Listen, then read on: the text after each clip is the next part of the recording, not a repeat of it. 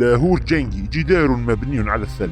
منذ فترة تم إقالة لاهور جنجي من منصبه من قبل المكتب السياسي للاتحاد الوطني الكردستاني، والشعب الكردي في إقليم كردستان عموما مطلعون على حقيقة هذه الإقالة ويدركون كنهها بشكل جيد، عدا المستفيدين من محيطه وحلفائه ومنصاته الإعلامية وماكيناته الدعائية الذين يحاولون إعطاء الموضوع أكثر من حجمه وجعله من أسخن المواضيع على الساحة الكردية، وهؤلاء ليسوا قلة قليلة، غير أن الملفت للنظر أن هؤلاء جميعا هم مما يكنون العداء لحكومة إقليم كردستان ومناهضين لها. وتدار هذه الجبهة المعادية من قبل حزب العمال الكردستاني البكك سرا، إذ تبدي هذه التنظيمات وكأنها خارج الأقواس في هذه المعادلة، فيبدو أنه تم توظيف أنصار البكك والمجاميع المقربة والموالية لها على مواقع التواصل الاجتماعي بتأجيج قضية لاهور، فيحاول هؤلاء التأثير على الرأي العام عن طريق كتابة مقالات ومواضيع باللغات الأجنبية، يدعون في كتاباتهم أن تركيا وإيران تكنان العداء للاهور،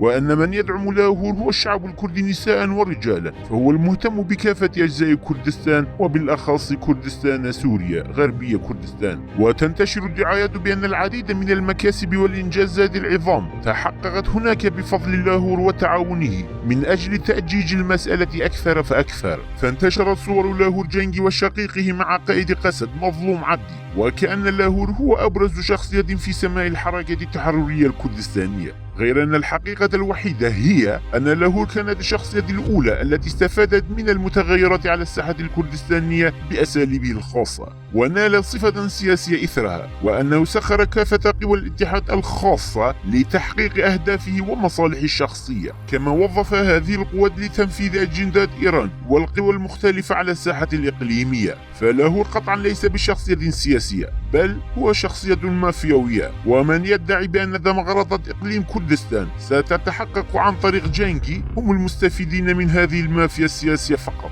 فالحق أنه لم يتم الكشف عن كافة ممارسات لاهور الخيانية بحق الشعب الكردي، فهذه الممارسات الخيانية أكبر وأعظم من أن يتم تغطيتها وراء صور لمظلوم عبدي أو كوباني. فالأولى ألا ينسى دور الخياني للاهور جنجي في احتلال كركوك، فكانت الخطة الرئيسية في كركوك هو السيطرة على بردي والهيمنة على الطريق الرئيسي بين أربيل والسليمانية، آنذاك سيصيب شلل جسد إقليم كردستان، غير أن الخطة باءت بالفشل رغم الصعاب والأزمات، وأحيكت المؤامرة بصورة أشاد في الخفاء في كركوك بعد تأسيس التشكيلة التاسعة لحكومة إقليم كردستان برئاسة مسرور بارزاني، فقدم لاهور جنجي وطابوره ما كان مأمولا منه من مساعدات للدولة العراقية وميليشياتها وعداء بالغ لإقليم كردستان. ففي 19 من آذار أصدرت المحكمة الاتحادية العراقية قرارا يتماثل في مصلحة إيران، وذلك بالموافقة على عضوية رجال الدين في المحكمة، وتمت الموافقة على القرار،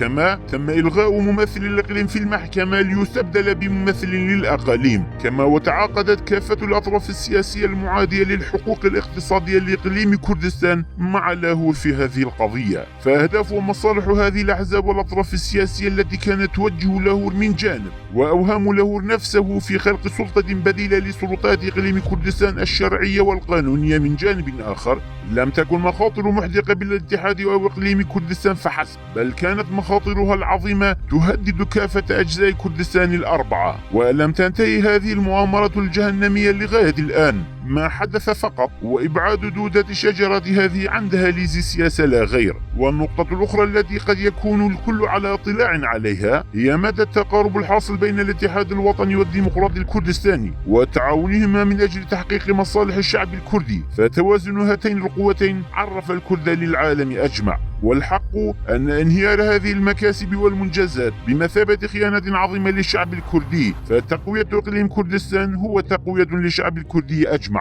فبعد أحداث خيانة 16 من أكتوبر من قبل طابور لاهور جنجي في كركوك، ظهرت عضو اللجنة القيادية للبكك زلار ستيرك في برنامج تلفزيون شاركت فيه، وقالت: انتهت مسيرة البارتي في كردستان وانتصرت مسيرة البكك فيها. قالت هذه العبارة والفرح والسرور يملأان وجهها وشفتيها إليها، علما أن هذه كانت أعظم خيانة تمارس بحق الشعب الكردي على مر التاريخ. ففرحوا بشأن كركوك، غير أنه وبعد فترة قصيرة أضاعوا عفرين، فقدوا كل من سريكاني وجريسبي. فما نريد قوله هنا هو أن مكسب إقليم كردستان أي حكومة إقليم كردستان هو ركيزة كافة المكاسب والمنجزات الكردستانية، ومن المستحيل أن يبنى جدار على تدمير هذه الركيزة الأساسية، كما أن العداء لصانع هذه الركيزة وعداء من نوع آخر لكردستان. فالنضال البارتي وركيزة النضال من أجل استقلال كردستان، وأية محاولة لتدمير هذه الركيزة وانهيارها وبمثابة محاولة لإنهيار ركيزة استقلال كردستان.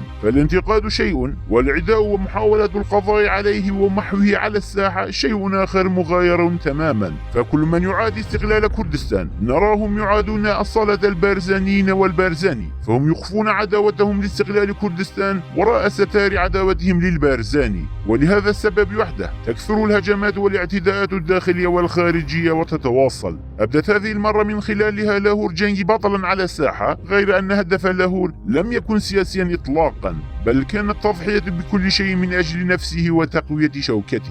وقبل أن يكسب لاهور هذه القوة أبدى غطرسته وتعجرفه وكشف عن أنيابه، فاستولى على المعبرين الرئيسيين في سليمانية وعزز بهما اقتصاده الخاص، ولم يرسل إيرادات المعابر الحدودية لخزينة إقليم كردستان، كما وحول هذه المعابر لمعابر للتهريب. فمنذ عام 2018 ولغاية الآن لا يعرف حجم إيرادات المعابر الحدودية ومنافذ إنفاقها. والأهم من هذا وأن لاهور حول هذه المعابر لطرق خاصة للاتجار بالمواد المخدرة من أجل تعزيز قوته المالية، ففتح ممرا تجاريا للمواد المخدرة يمر من إيران، السليمانية، كركوك، مخمور، الموصل، شنغال، كردستان، سوريا، وبهذا أغرق المدينة في التلياك. والجدير بالذكر أن الباكيكا والحشد الشعبي شريكان ومتعاونان في سير هذه التجارة على قدم وساق. نعم، كانت هناك مصالح اقتصادية مشتركة كهذه بين هذه الأطراف الثلاثة، لاهور والباكيكا والحشد. لهذا فمن البديهي أن تقوم هذه القوى بمساعدة بعضها بعضا وحراستها. فمن أراد حقا إحداث تغييرات جذرية في الاتحاد الوطني ينبغي عليهم أن لا ينسوا ما مارسه لاهور من أعمال وأمور سيئة في مجالات مثل الفساد الاقتصادي وتهريب الأسلحة عن طريق مطار سليمانية وفتح شركات خاصة لترهيب الأهالي والمواطنين. فشباب سليمانية ذوي 20 عاما والذين قضوا حياتهم نتيجة انشقاقهم عن صفوف الباكيكا لم يحقق أحد في مقتلهم إطلاقا،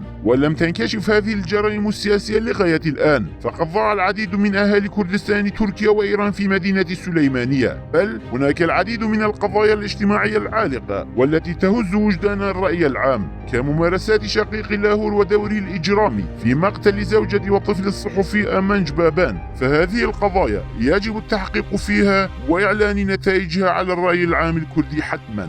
فعندما تظهر كافة هذه الحقائق على الساحة آنذاك ستنكشف الأكذوبات القائلة بأن لاهور جنجي سياسي كردي يفي بوعوده ويقدم الدعم لغربي كردستان أي كردستان سوريا، ويتضح أن لاهور جنجي مجرد مافيا سياسية لا أقل ولا أكثر.